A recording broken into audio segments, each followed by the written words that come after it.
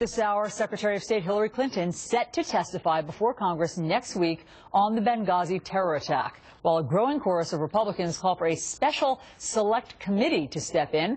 Among those, Iowa Congressman Steve King, who has said that Benghazi is 10 times bigger than Watergate and Iran-Contra combined. And Congressman King joins us now live. He sits on the Judiciary Committee. Good morning, Congressman. Good morning, Allison. Why do you say that Benghazi, we'd love to have you on, why do you think that the Benghazi story is 10 times bigger than Watergate and Iran-Contra combined? Well, I look at what actually happened in Watergate. It happened exactly on the day that my wife and I were married those years ago. But it was a break-in that Nixon had no knowledge of at the time. It became about the cover-up. Iran-Contra, again, as far as the real depths of what went wrong and who violated what laws, we didn't really get that identified in there. And yet those two stories are all wrapped up in American history as conflicts and the gates of each kind. This is a case where we had an ambassador who was assassinated. He and the others were victims of a plot and a plan. We were willfully and intentionally misinformed by the White House. And, you know, if Richard Nixon tried to cover up Watergate, that's an easy case to make, that the Obama administration didn't want us to know what has gone on.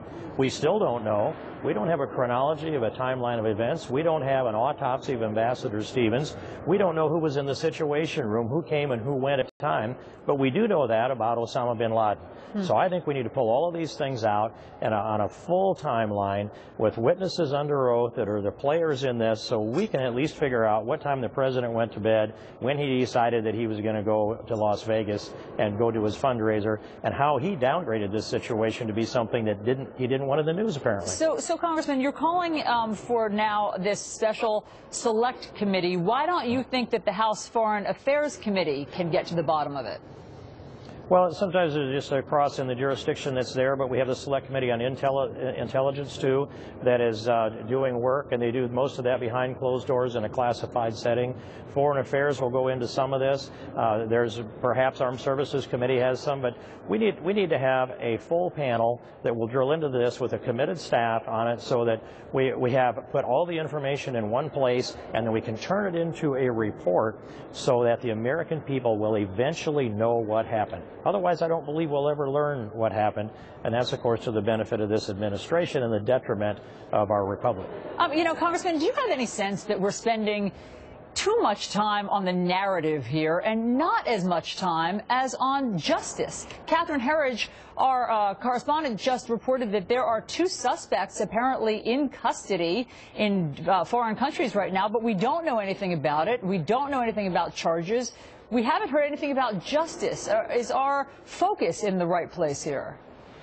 Well, I think we need to focus on justice, too. We need to know what happened, and we need to bring justice to the perpetrators. And so I think that our administration, hopefully Hillary Clinton will testify about that some this afternoon, with those relations in the countries that are holding a couple of suspects. I think we'll get some information on that today. But the law's got to be enforced. I don't know whether there were any casualties on the other side in this conflict either that took place on September.